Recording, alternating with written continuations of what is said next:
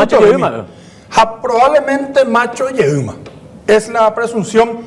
Hoy a la madrugada, a las 2:30, se produjo un atentado perpetrado por sicarios en la zona de la colonia americana correspondiente al distrito de Corpus Christi, en el departamento de Canindeyú, en una zona de influencia del criminal más buscado de la República, Felipe Santiago Acosta Riveros, alias Macho, paraguayo de 40 años, quien es el principal protagonista de esta guerra narco que se desató en el 14º departamento, cuyos principales municipios estamos viendo.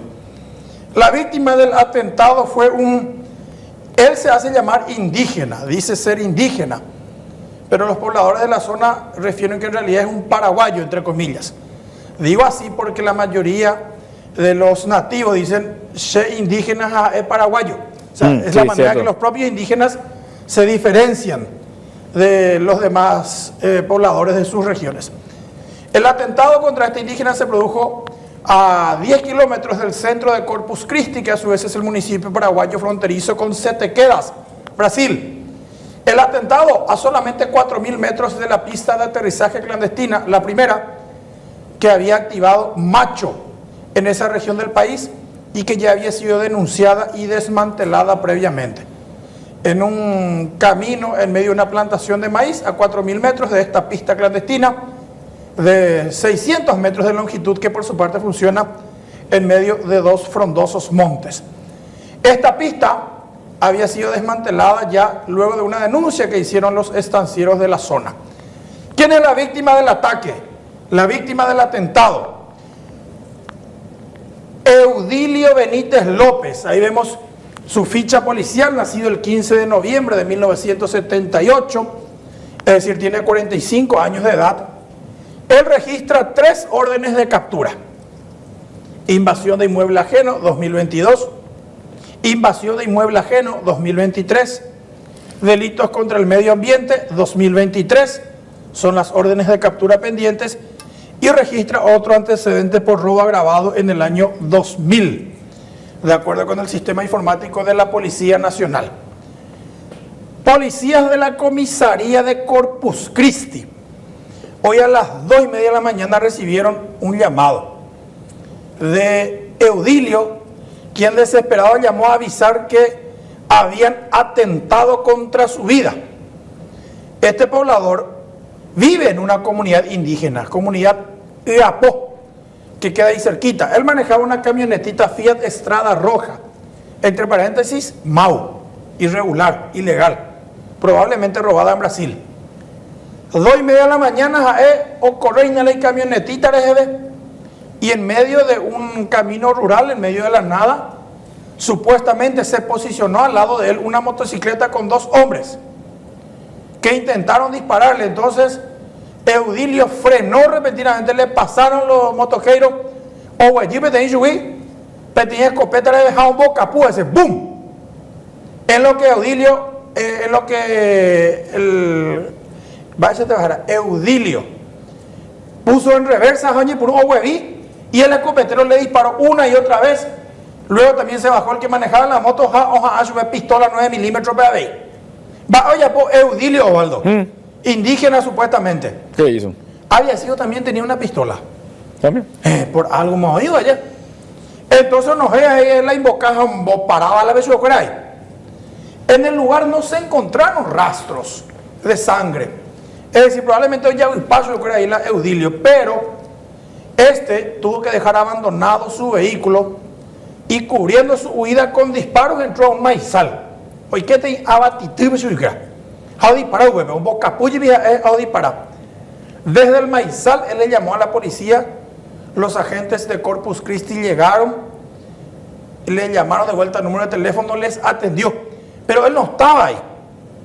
Autopay ve la motor en marcha, efectivamente, va la pireatera, Pepe, de la pistola y la escopeta correspondientes a los sicarios y vainas servidas de la pistola disparada por la víctima de este atentado. El supuesto indígena, quien llamó a pedir socorro cuando sufrió este atentado, Eudilio Benítez López, sin embargo, después ya no contestó su teléfono.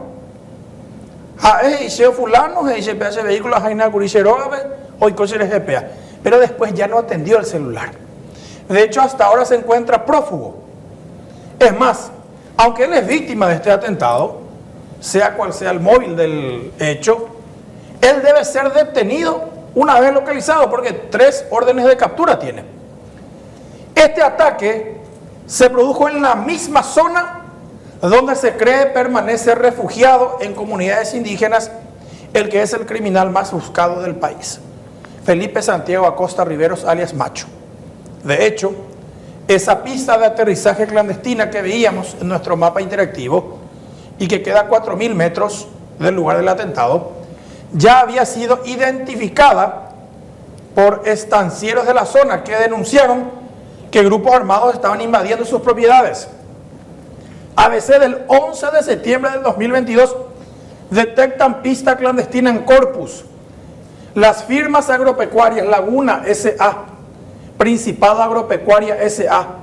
y Paragrícola S.A., cuyas propiedades se encuentran invadidas en el distrito de Corpus Christi, departamento de Canindeyú, denunciaron ante la Secretaría Nacional de Antidrogas, SENAT, que los supuestos invasores estarían trabajando en la producción de marihuana y advirtieron que en la zona fue construida una pista clandestina a solo 11 kilómetros de la frontera con Brasil, presuntamente para la descarga de cocaína. Esta es una publicación del año 2022, cuando Macho todavía no era tan famoso como ahora. Ahora todos los días. Ahora todos los días ni en la Macho. A mí, ¿sabes qué me dijeron ayer? Y ya que ese tipo, va a ir a vender a Cuba y la Macho, me dijo. Y... Es verdad. Se podía haber hecho cosas peores. Bueno. Y las firmas de la zona están invadidas. Esta es una zona siempre en conflicto. ¿Por qué? Porque hay empresas agroganaderas que trabajan, que son propiedades privadas, pero que están invadidas por indígenas. ¿Qué dicen los indígenas? No, esto es territorio ancestral. Esto forma parte de nuestras tierras nativas. Los estancieros son los invasores acá. Hay un conflicto. Pero ¿qué pasa? Los indígenas están asentados en vastas zonas en esa región. Pero lamentablemente la ñanda indígena cuera o alquila yegla y corapé venden. Esta es una pista que fue detectada, la que veíamos recién. Mira, en medio de dos Montes Osvaldo, 11 kilómetros de la frontera. Este lugar se usaba para descargar cocaína que viene de Bolivia. O bebe, hay ojo Brasil. Lamentablemente, esta publicación en 2022 después se fue confirmando acerca de las plantaciones de marihuana que abundan en la zona y en comunidades indígenas. Este es exactamente el mismo lugar donde 3 oficiales de la Policía Nacional que trabajaban en la Unidad de Investigación Sensitiva SIU habían sido apresados por indígenas que aparentemente encubren a Macho. Publicación de ABC Color del 8 de febrero del 2023. Indígenas considerados invasores de la estancia americana de este distrito, decía por Corpus Christi, capturaron en la mañana de ayer a 3 efectivos policiales de la Unidad Especial de Inteligencia Sensible de Antinarcóticos, SIU, cuando ingresaron en la zona donde están asentados y los obligaron a carpir con machete y azada un pequeño pastizal bajo la amenaza constante de que iban a recibir castigo físico. ¿Te acuerdas de este caso, Osvaldo? Sí, sí, sí. Los oficiales Oscar Villar, Ernesto Fretes y César Jara. Ellos integran hasta ahora la Unidad de Investigación Sensible SIU. Oye, Chala y Micuri, pero después tengo entendido fueron reincorporados. Son excelentes oficiales, nos dijeron. Capos son estos 3 ahí. Cuando eso, ellos estaban iniciando los trabajos de recopilación de datos contra la estructura de Macho. Jajacuara, Jombo, Bebé, Dron, estaban empezando a marcar las coordenadas de esa pista que vimos recién y de otras plantaciones de marihuana. Se van a hacer un trabajo de inteligencia. O topajes de cuera los indígenas que trabajan supuestamente para Macho. Y te acuerdas que le sacaron sus drones, le sacaron sus fusiles. Los policías cuando eso, y esto es nobleza obliga, hay que decirlo. Los policías cuando eso prefirieron ser humillados antes que desatar una masacre, porque los 3 estaban fuertemente armados. Tenían fusiles Galil, calibre 5.56, pistolas Glock, calibre 9 milímetros. Va hoy como a la policía ayer resistía a la boca pupa y a la indígena cuera contra, ¿verdad? Por más que los indígenas, por más que ellos iban a alegar legítima defensa, que fuimos atacados, imagínate un escándalo político de que 3 policías se vayan a una comunidad indígena y le maten a indígenas. No, al Estado le iban a condenar. ¿Verdad? Entonces, o actúa por ayéujico. La gente va a decir flojo, inútil, va a decir biopermitita, lo que sea. Pero ellos prefirieron ser humillados antes de desatar una crisis que podía haber tenido consecuencias históricas para nuestro país. Bueno, ¿dónde pasó este hecho? Ahí, en la misma zona allí. Es un área de influencia de Macho. Y ahora, esta madrugada, ocurrió de vuelta el atentado contra un supuesto indígena que aparentemente, a quien aparentemente le atribuyen haber colaborado con la Policía Nacional con información acerca de los desplazamientos de Macho. Eso es un ajuste entonces. Sería una especie de venganza en realidad. En la misma zona de la que estamos hablando, también la Secretaría Nacional Antidrogas había desplegado sus hombres el 23 de diciembre del año pasado. ¿Hace cuánto fue esto? 4 meses. La Secretaría Nacional Antidrogas y la Fiscalía realizaron ayer, decía, esto se publicó el 24 de diciembre, 9 allanamientos en Canindeyú, mediante los cuales hallaron pistas clandestinas que fueron destruidas, así como bases logísticas, hangares, dinero y municiones que estarían al servicio del supuesto criminal prófugo Felipe Santiago Acosta Riveros, alias Macho. ¿Cuál es el contexto? El 19 de diciembre, la SENAT ejecutó en Canindeyú la operación Ignis, que está orientada a la captura de Macho, o Cañilleula Macho. Pero Omisenadua o Yucá, 9 sicarios, o sea, 9 miembros, 9 sicarios del grupo de Macho, fueron eliminados en aquella operación Ignis. Días después, la SENAT desmanteló las principales bases del grupo de Macho.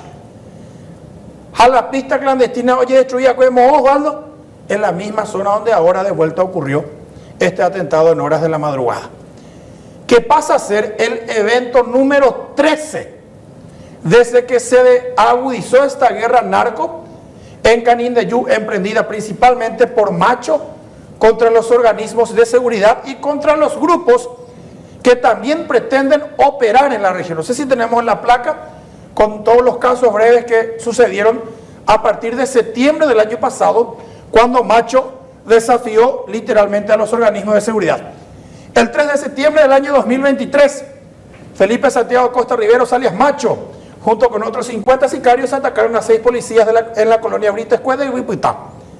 6 de noviembre, 2 meses después, Pedro Fernández Martínez, alias Don Pedro, fue asesinado por sicarios en la colonia Las Residentas de Villa Gatimí. También se le atribuye al grupo de Macho.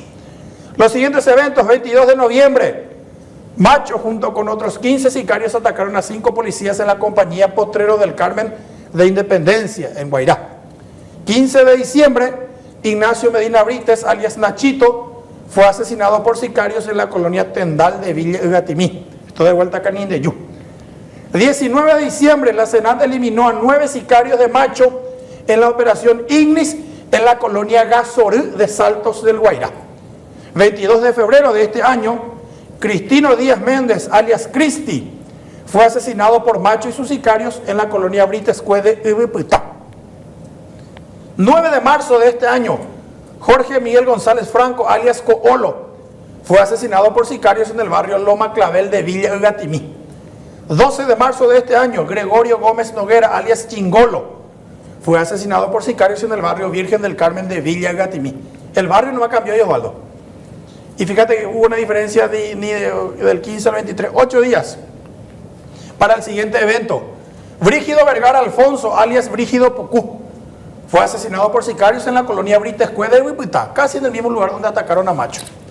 23 de marzo del 2024, Richard Rodrigo Urbina Gómez, alias Caí, fue asesinado por sicarios en el centro urbano de Huipitá. Los siguientes: el 29 de marzo de este año, Darío Medina, de 40 años, alias Darío I, fue asesinado por sicarios en el centro urbano de Guayaibí. Darío I es el hermano de Nachito, el que había sido asesinado en Villa Gatimí. 5 de abril, Benicio Silva, alias Silva Jun, fue atacado por sicarios en la colonia Tres Corazones de Ubirarobaná. Este es el policía retirado a quien Macho supuestamente quiere eliminar. Inmediatamente después, el 7 de abril, Gaspar Peralta Morales, alias Peralta I, fue asesinado por sicarios en la colonia Gasorí, también de Saltos del Guairá, donde en diciembre se había llevado a cabo la operación Ignis contra el grupo de Macho. 8 de abril de 2024, ¿cuándo fue eso? Anteayer fue. Anteayer, ¿no? Sí, anteayer. Hace 3 días, el lunes fue. Lunes, sí, tenés razón, ya estamos los 11. Sí, Eliodoro Ramón Ibáñez Saracho, alias Ibáñez I, quien era supuestamente el número 2 del grupo de Macho, fue asesinado por sicarios en el barrio Santa María de Curuguaté. Y el evento de hoy, 11 de abril de 2024, Eudilio Benítez López, alias Indio, porque así le dice la policía, fue atacado por sicarios en la colonia americana de Corpus Christi. Va a haber sido Osvaldo. Urgente, hay que solucionar ya este problema. El Macho. Se está convirtiendo, es una bola de nieve que se está agrandando. Yo lo que quiero saber es por qué no la agarran, será. Una persona. Y se le cambió ya a 3 directores de policía. O sea, para decir la policía está comprometida, prácticamente todo el plantel policial de la zona ya se le cambió. Bueno, vamos por ahí por... ¿Puedo tomar mi itinerarios? Primero antecedente, nomás quiero entender, porque todos los días acá hablamos de Macho, van a decir crimen y castigo, y tenemos que poner entre paréntesis Macho. Macho, algo así van a empezar, pero vamos a entender, porque de Pedro Juan, que hace todos los días hablaban, ya no lo llaman Pedro Juan gracias a Macho. Vamos a sacar el lado positivo, pero Macho era una persona que nadie le conocía seguramente en su momento, me imagino, ¿verdad? ¿Cómo él va surgiendo, va creciendo y llega un momento en que, así como va a explicar por lo menos Iván, o como informan los policías, llegó a controlar el Salto del Guairá, ¿verdad? Sí. Porque por ahí vino la cuestión. Sí. ¿Y cómo llegó a controlar? ¿Cómo se hizo patrón? ¿Cómo llegó a dominar ese lugar que en este momento le hace inaccesible al Estado llegar a él? Rápido, Macho era él es oriundo de Tabapuy, departamento de Alto Paraná. Él era peón en la estancia de un japonés. En 2005, cuando empezó su carrera delictiva siendo peón, él vendió como 50 vacas de su patrón japonés. Entonces Yucala y patrón le enterró a su patrón japonés al que asesinó. El cuerpo fue desenterrado, Macho fue capturado. Cuando eso no lo conocían como Macho todavía. ¿Cuándo fue eso? 2005. 2005. Sí, bueno. Se fue a la cárcel, le condenaron a 25 años. En 2011, estando preso en la cárcel en Ciudad del Este, él consigue un permiso para un tratamiento médico, se va al hospital. ¡Puc! O cañón. 2011. Termina recapturado en 2015, que es cuando se tomó esta foto. ¿Sabes dónde? En Saltos del Guairá, la capital de Canindeyú. Es decir, ya había migrado. Fue capturado en una operación de la policía y del fiscal de Saltos del Guairá en aquel entonces, Lorenzo Lescano. ¿Se sabe por qué llega a Saltos del Guairá? Porque tiene familiares ahí en la zona de Catueté, tiene familiares en esa zona. Entonces conocía la zona. Se fue a esconderse ahí, a refugiarse. En 2016, estando en la cárcel de San Pedro de Guamandeyú, Ocaño llegó ahí. Y desde entonces él permanece fugitivo. Macho estableció alianzas, por lo visto, con narcotraficantes de la región, pero poco a poco fue desplazándolos.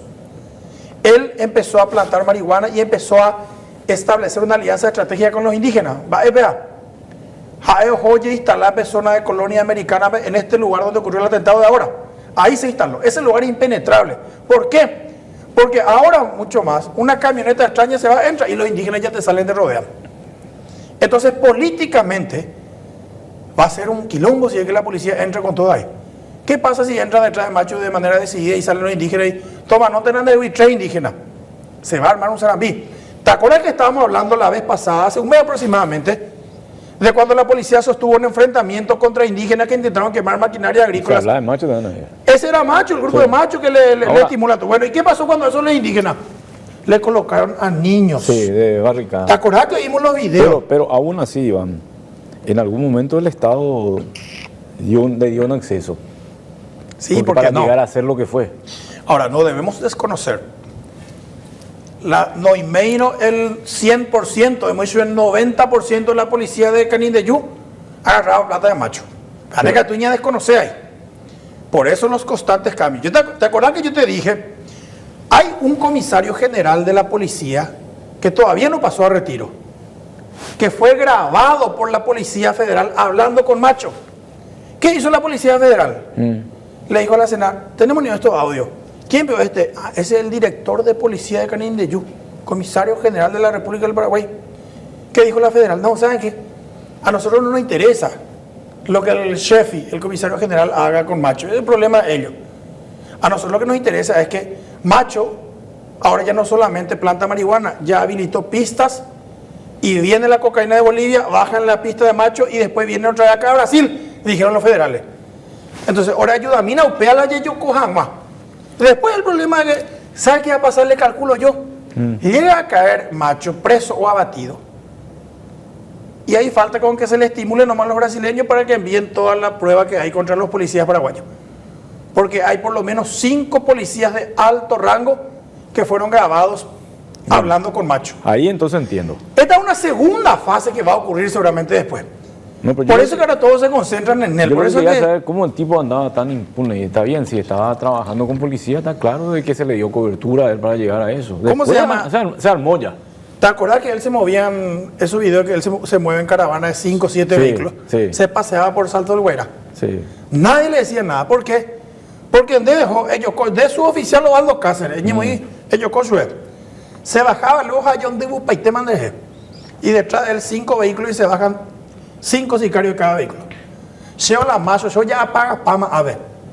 Igual de un suboficial que osaba en demorar su vehículo. Ahí está el llamado. El liberación inmediatamente pea. Ya me explicaste todito. Si paga, se considera con derecho, güey. Claro. Este Mavingola, director de policía últimamente. Por eso, no estoy diciendo que estamos justificando, pero se entiende por qué está ocurriendo eso. Porque si el Estado toma en serio su trabajo, un tipo que te anda con 20 personal, te le vaya a la cara contra un ejército también si es necesario. Porque ¿quién es una persona que está dominando una ciudad que no tiene nada que ver con el Estado? Un departamento ya prácticamente, porque viste todos los eventos que te cité. Tenemos Saltos del Guairá, Ibirarobaná, Ibiputá, Villa Egatimí. 4 distritos ya citamos ahí. Y ahora Corpus Christi. Es decir, más de la mitad del departamento de Canindeyú maneja Macho. Curuguatú también, porque ya entraron a Curuguatú también. O sea, son 5 o 6 distritos. Agarra parte de Catuete, de Puente Quijá, La Paloma. O sea, se mueven acá está, desde Curuguatú para acá maneja Macho. A no olvidar, el asalto del lunes, que fue el asalto, martes. El asalto fue el martes. Bueno, eso fue acá en Laurel. 24 horas después del crimen que ocurrió en Curuguatú, 50 kilómetros. ¿Qué nos dijo acá el comisario general Rafael González? Sospechamos de Macho porque un día antes él corrió a esa parte de ahí. ¿Y cómo fue el operativo? Con hombres armados igualitos como se mueve Macho. O sea, Macho se convirtió en el enemigo público número 1 de las fuerzas de seguridad de Paraguay. O le convirtieron. Le dejaron crecer, Iván, ese es el tema. El tipo fue creciendo, fue recaudando y la consecuencia me parece que es muy grave porque aparte de todo esto que se está contando diariamente de lo que está ocurriendo allí en la zona de Canindeyú, lo que vos estabas formulando, el tema de los indígenas. Los indígenas históricamente en nuestro país son producto de una opresión social, terminan siendo víctimas, se aprovechan de esa situación. Sí. Hay caciques que negocian también, eso sabemos, pero se sabe cómo llegar a ellos y cómo encararlos. No creo que le cueste mucho, por ejemplo, a esta persona esa protección que tiene por parte de los indígenas. Probablemente parte del dinero que ya no está destinando a la policía porque se le habrá cambiado y supongo que ahora no agarran, porque si agarra sería muy grave, entonces se está invirtiendo en otro lugar. Pero ya tiene el colchón como para ir aguantando esta circunstancia. Es increíble que en nuestro país suceda esto, pero sigue sucediendo. Antes hablamos de Jorge Rafael Tumani, por ejemplo. Sí, en Pedro Juan. Pero en Pedro Juan me dijo que estábamos acostumbrados por esa vecindad que teníamos ahí con Ponta Porá, y de Ponta Porá no venían las cuestiones. Pero ¿y qué era lo bueno ahí? ¿Qué era lo bueno en la época de Jorge Rafael? Que él era el patrón. ¿Oye, verdad? Pero cuando hay un patrón, siempre lo sostuvimos, cuando hay un patrón en la frontera, no hay daños colaterales. No hay. Yo, narco Iván, tengo problema con narco Osvaldo. Yo te mato a vos, no le mato a tu familia. El código entre los criminales, entre los mafiosos es: la familia no se toca. Ñandé que tú ya un popú, pero inocente no manoyana, y eso se respetaba. Ahora, con la aparición, con capos emergentes, los códigos se fumaron. Entonces, pedíamos donde yucasende. Donde guapujina 5 de socios los 6 pemandos 20. Ese tipo de códigos es el que se perdió entre los capos emergentes. Uno de ellos, Felipe Santiago Costa Riveros, alias Macho, quien hasta ahora sigue eludiendo a las fuerzas de seguridad del gobierno. Oye, muy se sabe que está en esta zona donde hoy ocurrió el atentado, la zona de la colonia americana, sí, zona de la colonia indígena. Pero ¿por qué no se entra ahí? Porque hay protección de nativos. Y lo que se teme es el famoso costo político. ¿Por qué la operación Veneratio, que fue el desalojo de la cárcel de Tacumbú, demoró tanto tiempo? Por el temor al famoso costo político, que muera mucha gente. Ahora pasa exactamente lo mismo. ¿Por qué no le entran decididamente a Macho en una zona donde se sabe que está? Porque se tiene miedo de que los indígenas se atraviesen y mueran muchos de ellos, y que eso represente o tenga un costo político para el gobierno de turno. Bueno, vamos a ver en qué va a terminar todo esto. Esperemos bien. Porque Ojalá no hablemos mañana de Macho, o sea. ojalá que no, pero o en todo caso para algo positivo, pero porque si vos hablas un día de que estuvo metido en un ataque, que el otro día le atacaron a él, que al otro día asaltaron, que al otro día se le fue a otro lugar, podemos hablar de cosas peores. Eso es lo que preocupa. Preocupa. Y entonces ahí vamos a reaccionar, pero la reacción siempre es tarde. Eso es lo que hay que evitar.